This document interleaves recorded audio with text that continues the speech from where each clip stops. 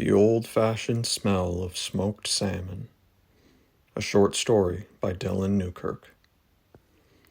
The man sits on the riverbank, dutifully, furtively, whittling a fallen branch into a sharpened point, thinking vaguely about the apocalypse.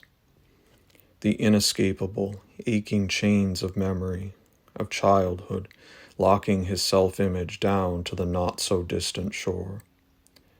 Was it the fact that he'd grown up on that stormy inland sea, played and thrived on its shores in the all-too-brief interludes of thaw called summer, that drew his mind back over and over endlessly to it? The smell of fish from rotting organic material along the shore. No fish in this stream, too small, too morose.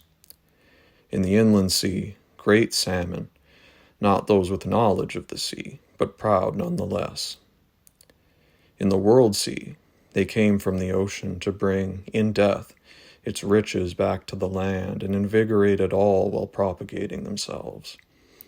In the inland sea, the salmon grow big and fat and are smoked along the north shore in little wooden houses.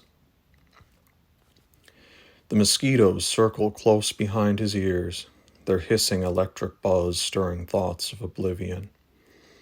Ever does the life of an insect seem easy, but as raindrops continue to fall lightly over the forest, the man considers that even the simplest insect lives a life upon a razor's edge, needing as it does to avoid the falling drops of water from on high, darting and swerving as they come down in crushing, drowning, indifferent weight.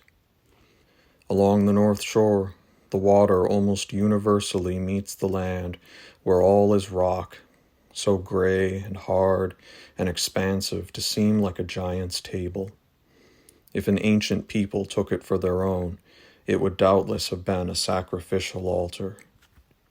There is precious little sand and mud like the shores of other places, and all the better, because it prevents the buzzing clouds of insects from finding much purchase there.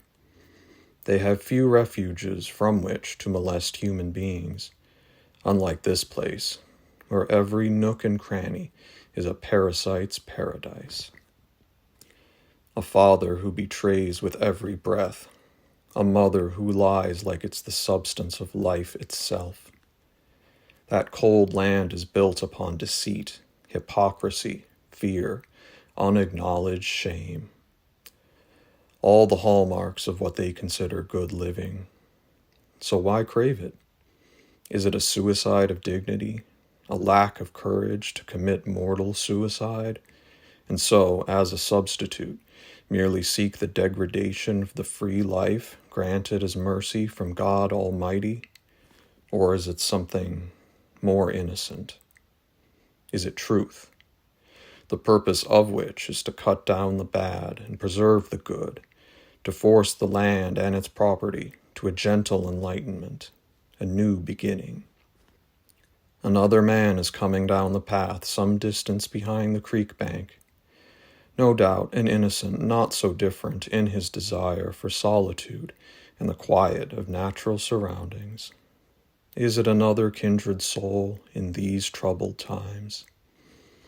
The second man pulls out a bottle of cheap, clear liquor. What kind makes little difference. He guzzles it, and the first man wonders now, is this a kindred being, or just another cell of the world hive? The first man considers coming out from his concealed place along the river bank and greeting the second man, but then the second man takes out a knife, not a finely honed and well cared for instrument like his own, but a rusted and crude block of decaying metal, clearly uncared for. It's not the knife that troubles the first man.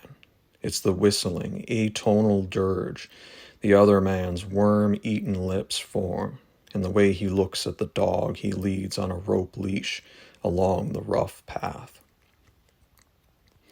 These two fellow travelers disappear down a side path, one disintegrating back into born-again virgin woods from infrequent use.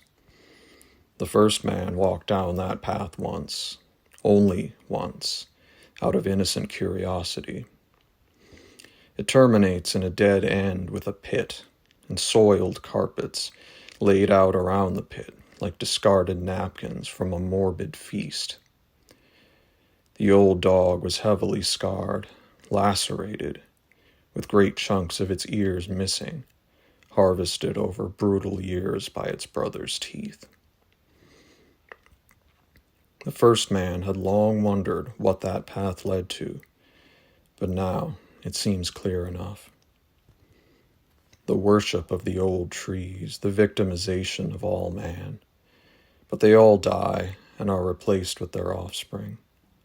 The process of natural decay and rebirth is stretched out through the imaginary fabric of time, but everything human is accelerated beyond the recognition of nature. We die and we live like mayflies, relative to the perception of old terrible things deep in the rotting woods that have no sense of meaning or place. Why hate them? Why love them? Why do we seek them out? He sees the man walk on down the path until he sees himself in the memory, a boy of 10, standing off away in the dirt. He realizes that this is not the present, of course not, just a window into the past. Off in the distance, the first man hears the dog yelp in pain. He returns to whittling the spear and thinking of the deep, cold lake. He makes little stabbing motions with the sharpened stick like a man out of Africa. Maybe someday, but as for today, there were no salmon in this stream.